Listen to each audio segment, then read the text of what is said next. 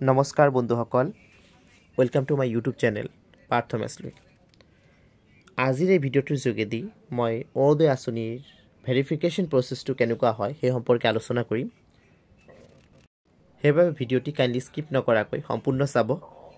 আৰু যিসকল বন্ধুৱে নতুনকৈ মোৰ ভিডিঅ' চাই আছে, আপোনালোকক এটা ৰিকুৱেষ্ট কৰিম যে মোৰ ভিডিঅ'টি চোৱাৰ পাছত আপোনালোকৰ যদি মোৰ ভিডিঅ'টি ভাল লাগে আৰু আগন্তুক দিনতো মোৰ ভিডিঅ'সমূহ চাব বিচাৰে, তেনেহ'লে কাইণ্ডলি এই ইউটিউব চেনেলটি ছাবস্ক্ৰাইব কৰি ল'ব যদি এতিয়ালৈকে ছাবস্ক্ৰাইব কৰা নাই, আৰু লগত থকা বেল আইকনটো প্ৰেছ কৰি ল'ব।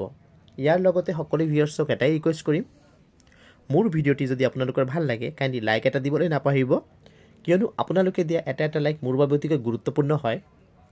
মই ইনস্পিৰেশ্যন পাওঁ সেই লাইকসমূহৰ পৰা, যেন আগন্তুক দিনত আৰু ভাল গুৰুত্বপূৰ্ণ ভিডিঅ' প্ৰস্তুত কৰি আনিব পাৰোঁ আপোনালোকৰ বাবে।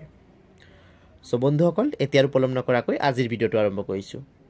মই ভিডিঅ'ৰ আৰম্ভণিতে এটা কথা উল্লেখ কৰিছোঁ যে এই ভিডিঅ'টি হৈছে অৰুণোদয় আঁচনিৰ ভেৰিফিকেশ্যন প্ৰচেছ সম্পৰ্কে।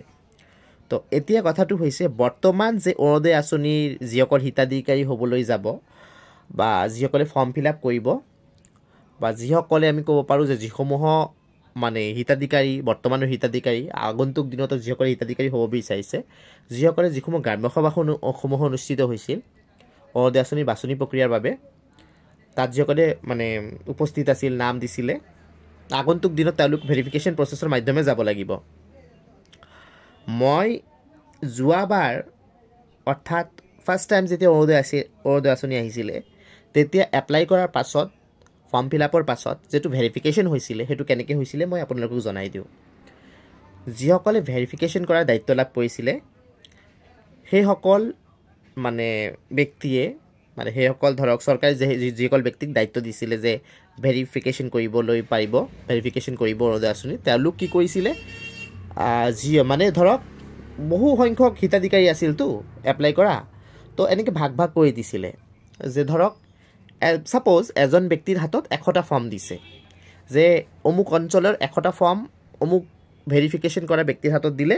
এতিয়া সেই ভেৰিফিকেশ্যন কৰা ব্যক্তিজনে সেই অঞ্চলত যাব লাগিব, অঞ্চলত গৈ সেই ব্যক্তিসকলক বা সেই ফৰ্ম যিসকলে ফিল আপ কৰিছে তেওঁলোকৰ ঘৰত যাব, বা তেওঁলোকৰ আৰ্থিক অৱস্থাটো কেনেকুৱা আৰু ফৰ্মত যিখিনি কথা তেওঁলোকে মেনশ্যন কৰিছে এইখিনি ৰিয়েলত তেনেকুৱা হয়নে নহয় এইটো চাব, তেনেকুৱা আছিলে।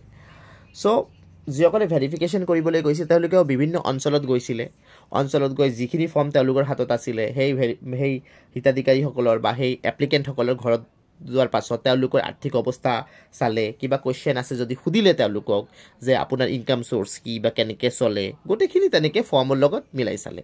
তো তাৰ পাছত তেওঁলোকে যেতিয়া ৰিয়েল ফেক্ট পালে যে গ্ৰাউণ্ড লেভেলৰ ৰিয়েলিটি আৰু ফৰ্মৰ ৰিয়েলিটি, লিখাৰ ৰিয়েলিটিটো ছেইম হয়, তেওঁলোকে অ'কে বুলি তেনেকৈ পাছ কৰিলে।